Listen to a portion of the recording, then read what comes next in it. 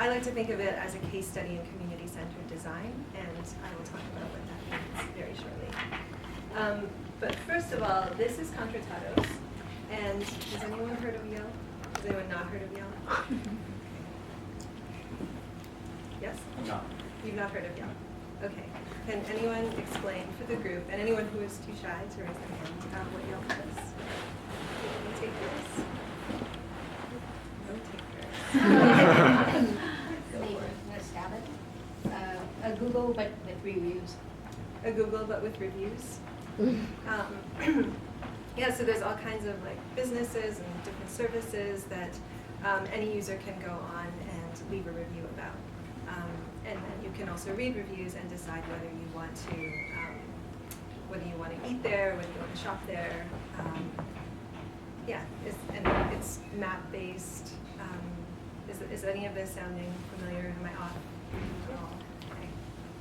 Okay, great. So that's Yelp. Contratados was based on Yelp.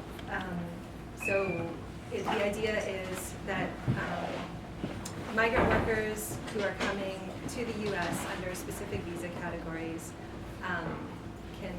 from Mexico can log on, it's in Spanish obviously, can log on, kind of check to see whether the employer that they're looking at or the recruiter or recruitment agency has been reviewed, what people have said, or if they've had experiences, positive and negative, they can also leave reviews.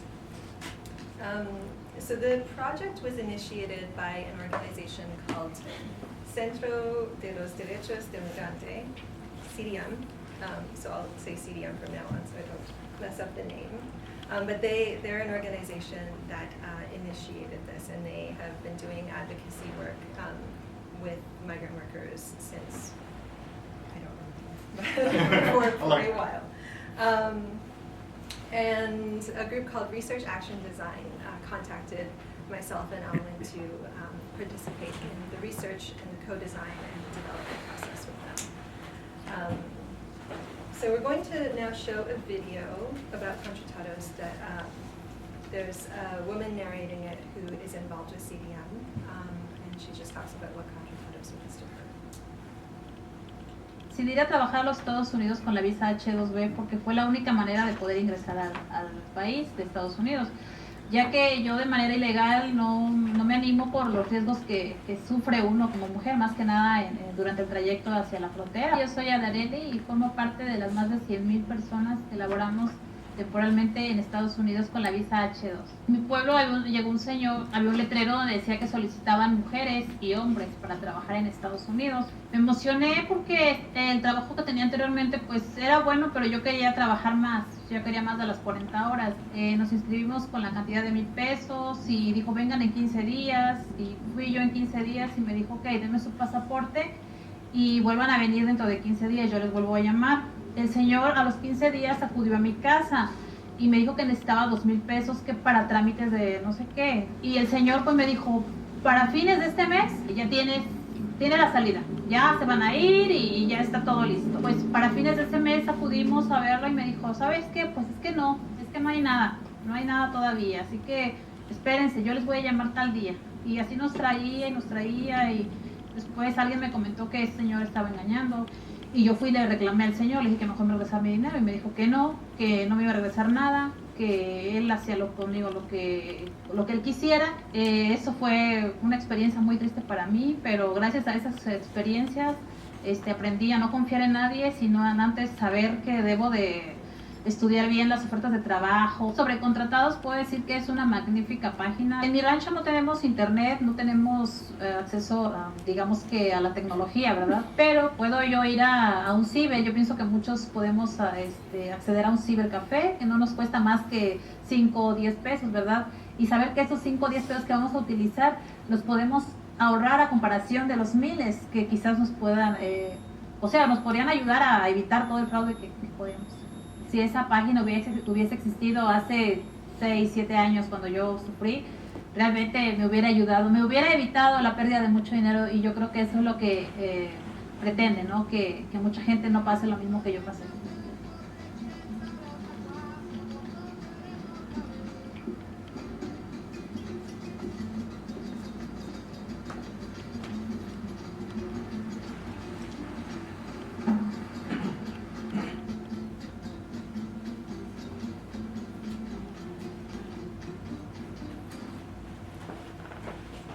So just a couple additional notes on this. We also worked with Studio Rev. They are an art and design studio out in New York City. They developed the Know Your Rights materials, and we'll be looking at those as well. And just to back up and give you some context, migrant work is, I don't know if you're familiar with the issues, but it's very ripe for abuses when you're coming into a country and into a work situation where you kind of don't know anybody, where you don't have community, where you don't have services and connections. It is very easy for unscrupulous people to take advantage of you, and there's a lot of cases of different kinds of abuses that have taken place. So not just fraud and charging, these ridiculous fees, but like passport confiscation, physical abuse, sexual abuse. So that kind of tells you a little bit about the need for a project like this. So Aylwin is going to give you a walkthrough of the site. Thanks. Yeah, so this will be super quick. Just a quick overview. So this is the homepage of Contratados, and there's 4 main functions that are basically that form the site. So quickly translating those 4 things. So the first thing is look for an employer or recruiter. So that leads into our search interface to search for different employers and recruiters and recruitment agencies that migrant workers might encounter. Secondly, writing a review. So it's all based on anonymous reviews. So that's where somebody would go to file a report. Thirdly, there's learn more about my rights. So that would go into the Know Your Rights materials produced by Studio Rev. And lastly, there's just the latest news about anything relevant to recruiting that migrant workers may be interested in. So this is what a review page looks like. So analogously, like if you go to the Yelp page for a restaurant. So that's on this page you'll find both information that's come from public registries that we've actually brought in through other databases that CDM has, and then also information that can be publicly edited, wiki style, map, write a review, and also like number of people. So like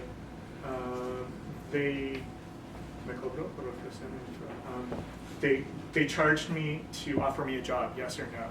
And then this review says that 11 people report that this is true and 2 people report that it is not true. And so if you go further down the page, you can see the reviews. Some are short and some are long. Single rating as well. Yes, and then there's a 5-star rating from one employer, or one employee rather. This is a search interface with a map, multiple different criteria by which you can search, and some abbreviated search results below.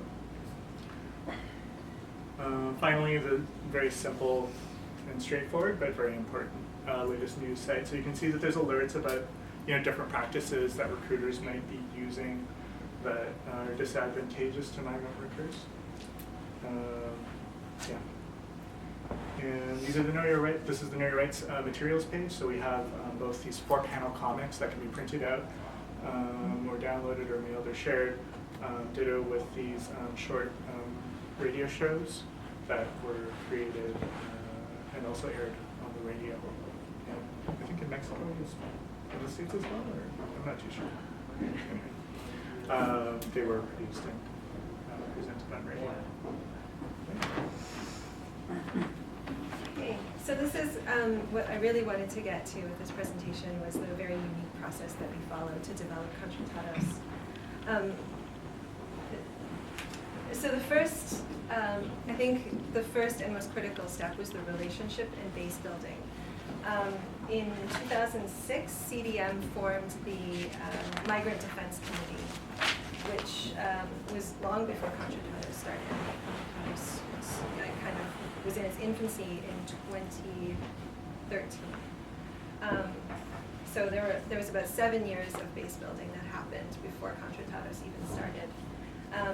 The Migrant Defense Committee is 75 members and leaders throughout Mexico who are trained and supported to be effective in labor rights advocacy in their communities and supporting other migrant workers in their communities.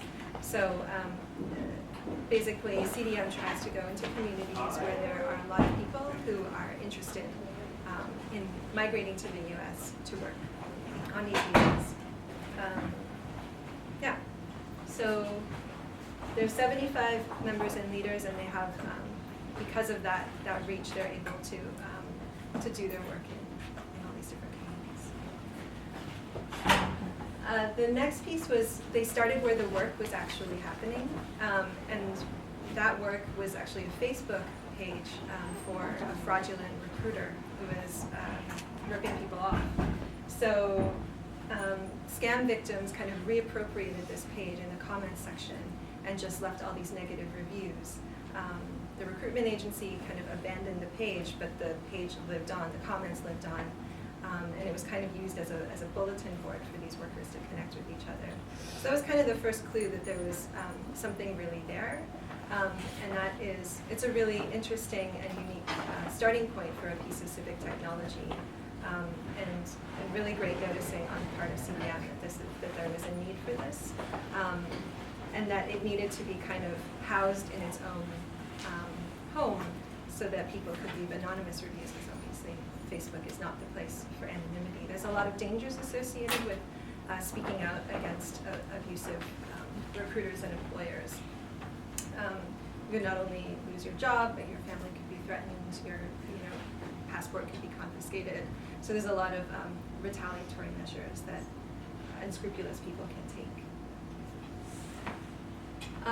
There was this immersive research process that happened. So Research Action Design traveled to Mexico to meet with the Migrant Defense Committee and conduct these co-design, co-research projects or workshops. So this is a photo from one of those workshops, but they learned about the realities of the workers and what was actually needed.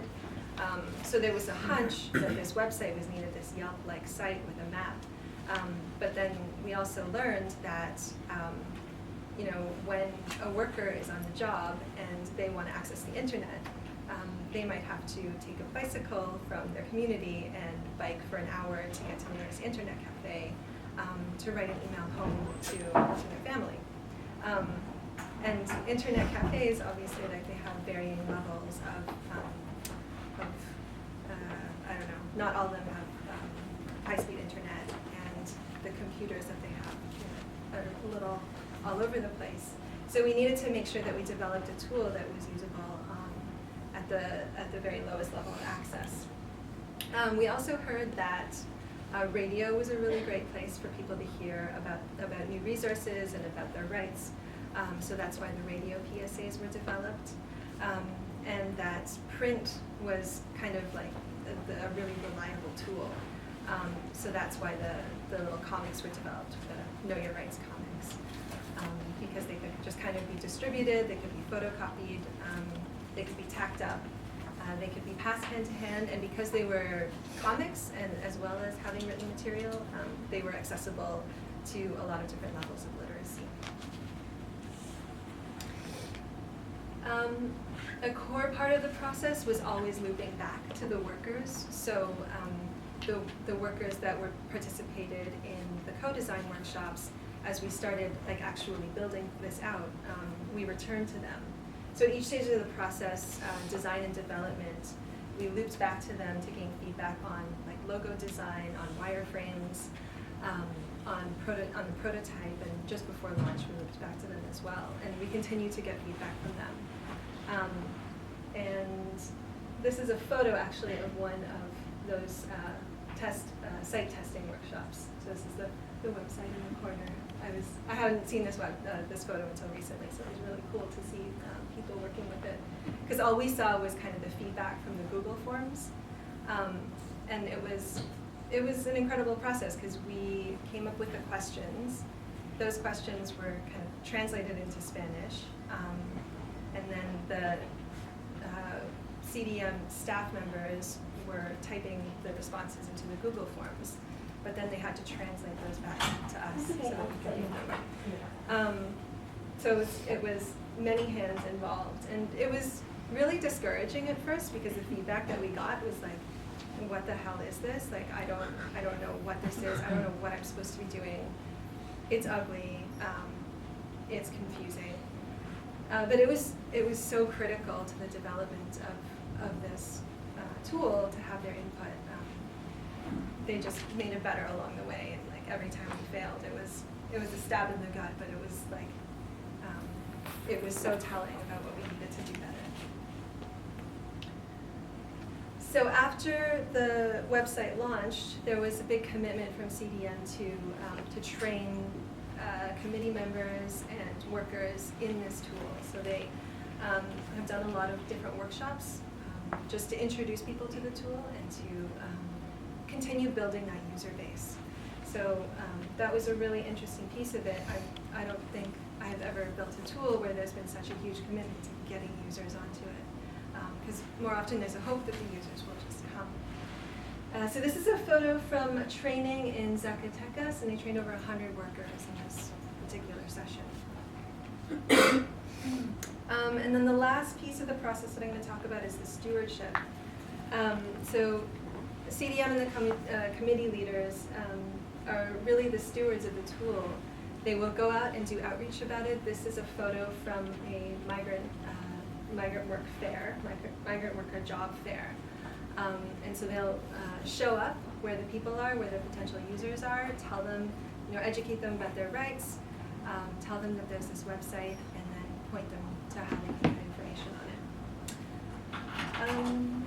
Yeah, so it was a really wonderful process to be part of. It was messy. It was, it had kind of a tight timeline, but it really opened my eyes in terms of what can be done through these kinds of collaborative processes. So has anyone heard this term, or has anyone not heard this term, human-centered design? So any words or phrases that come up when you see this? Empathetic. Empathetic? Collaborative. Collaborative? User-driven? User-driven? Good, okay. That's good, because we're kind of on the same page. So this is a definition from IDEO, which is kind of a thought leader in human-centered design, so I'll just read it right out. A process that starts with the people you're designing for and ends with the new solutions that are tailor-made to suit their needs. Human-centered design is all about building a deep empathy with the people you're designing for, generating tons of ideas, building a bunch of prototypes, sharing what you've made with the people you're designing for, and eventually putting your innovative new solution out in the world. Sounds pretty good, right?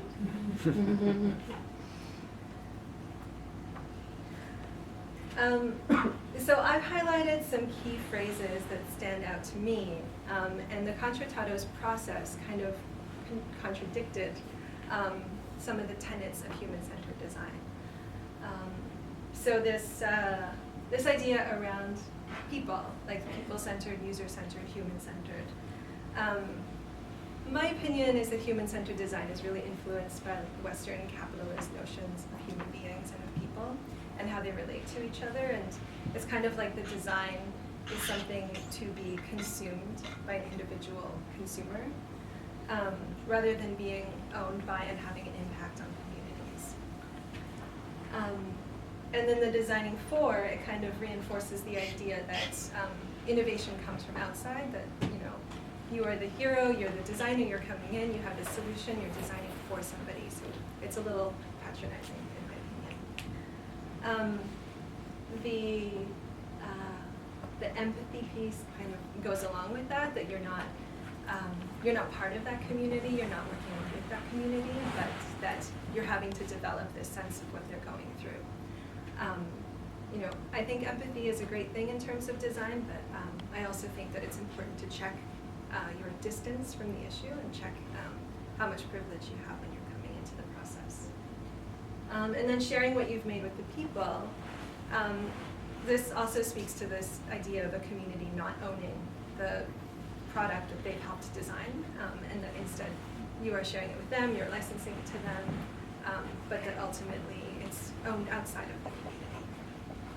So those are my problems, those are my beefs. So I'm trying to shift to talking about community-centered design, and there's a small but growing group of designers that are kind of trying to use this framework or flesh out this framework. I think it's still in its infancy. Correct me if I'm wrong. But It's huge now. now it is, as of tonight. But yeah, Contratados is one of the projects that I think of when I try to think through what community-centered design, what that framework could look like. So this is kind of a working definition, and it's adapted from Context Partners, which also practices community-centered design. So it's working with and within a community to co-design its future through a solution-finding methodology, keeping the focus on relationships. So this idea of with and within is really near and dear to my heart. The co-design piece is really important too, because it's not about an expert coming in with all of these special skills, but it's about thinking about all of the members of the community as having a unique kind of expertise, whether that's in their experience, whether that is in design, or whether it's programming skills, or maybe it's blacksmithing.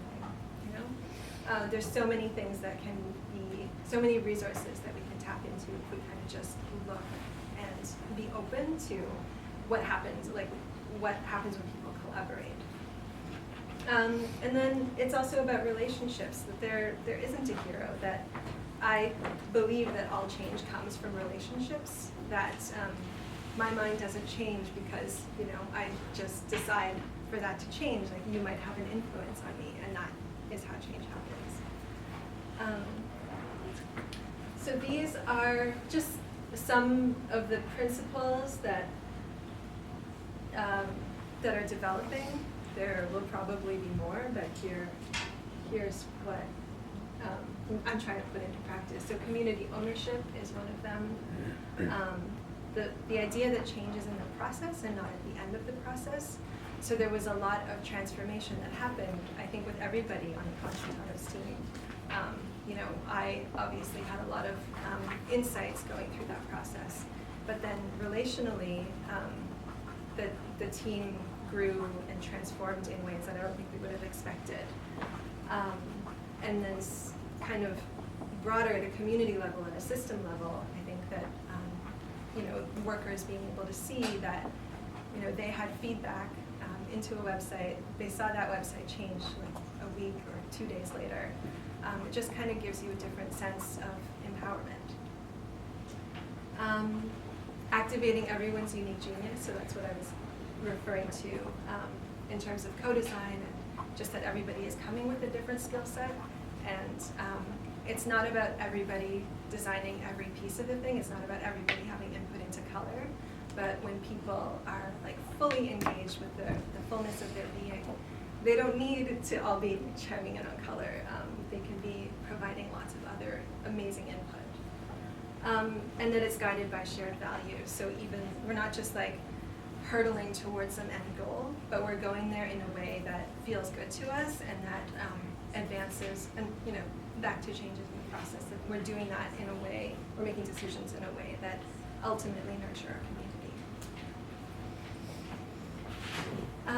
So here's a list of questions to ask when building civic technology, some of the questions that I'm now asking myself after working on Contratados. So who's initiating the project? That's a really important one. And then, do you have, who's the community? Is that there? Or is it something where you're like outside of the community and you're gonna have to go and try to find that community? Who is the steward? Is somebody gonna take care of this thing? Or is it just going to like crumble and fall into disuse? And what is your personal distance from the issue? And what do you need to like take into account if you are not working from within the community, but you're coming from outside? So that's all I have to say about that. Aylwin's going to walk us through a few nuts and bolts of the site for those of you who are curious about its inner workings.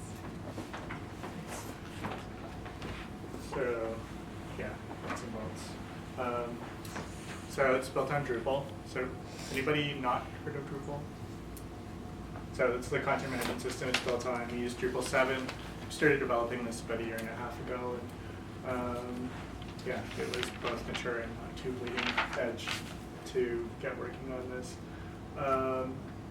Front end was done using the Zen base theme, which was mobile. The main things we're looking for is mobile first, responsive, and that you could use something like Sass for the style sheets.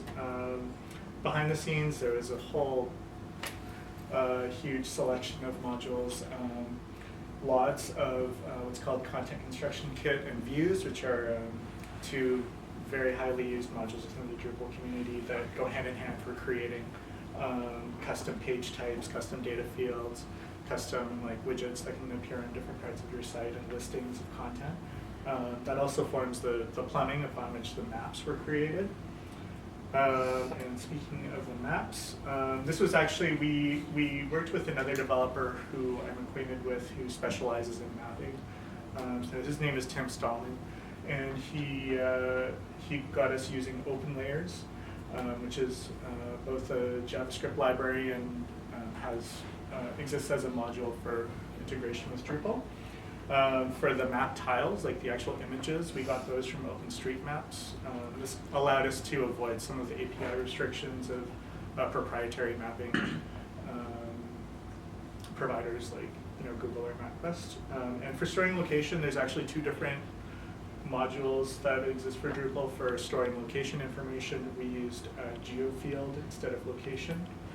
And something that I forgot to put in here that is also really key is there's actually a really cool relation module that we use to be able to say, like, on an employer's profile page, we could list all the recruiters that we had records of them working with and vice versa, so you can kind of link between different entities. They don't want us to know that. Yeah. That's really important. And then, so once we actually imported a bunch of real-world information about a bunch of different employers and recruiters, we realized that we were hitting some of the limits of what my shared hosting development server could handle. So we started looking around for virtual private server, and we actually settled upon Azure VPS from Kumbit. So Kumbit is actually a worker-owned cooperative operating out of Montreal. They do web design and web development, and they also have this. They were really great to us to get that set up, and that gave us the performance that we really needed in order to be able to map all of that data. So I have a confession to you. This was for anybody who's involved. This was actually my first time using Git, and you can see this is pretty simple if you know the stuff. I would really love to learn how to use this better. So. I'd love to talk to anybody about that afterwards. But it was absolutely crucial for us to be able to manage changes between multiple developers and try things out and undo those things. So those are the tools that I used, and Ina has a few. So, real quick, this is, what is this, Balsamic for wireframes, really good. Sketch for visual design, okay. Google Forms, what can you do? Okay. Okay. Warnings. Coulda, woulda, shoulda, things we should done. Surprisingly not stable. There's an actual 5-star module for Drupal. Like, it's a very old module. A lot of people use it, but we ran into all sorts of ups and downs with it, mainly around deleting reviews and then adding them. Sometimes it just be careful. Next thing is integrating APIs, plugging in services from other companies, different providers can be really tricky, a lot trickier than you think. So you need to plan and budget for it both during development and thereafter when your site is in production, because APIs change.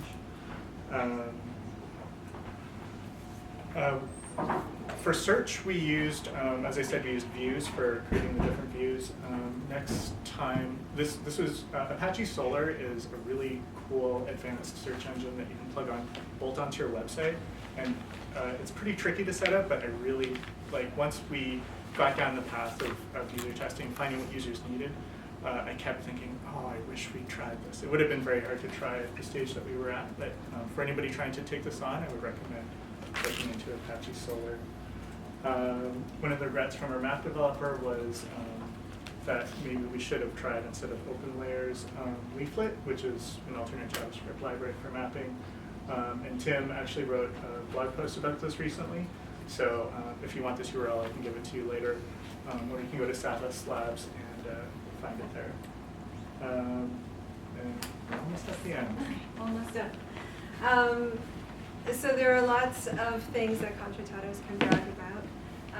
We have over 4,200 subscribers and users, and very pleased about that. Over 500,000 page views and counting. But this is the kind of coverage that I think really, you know, it doesn't get much better than this.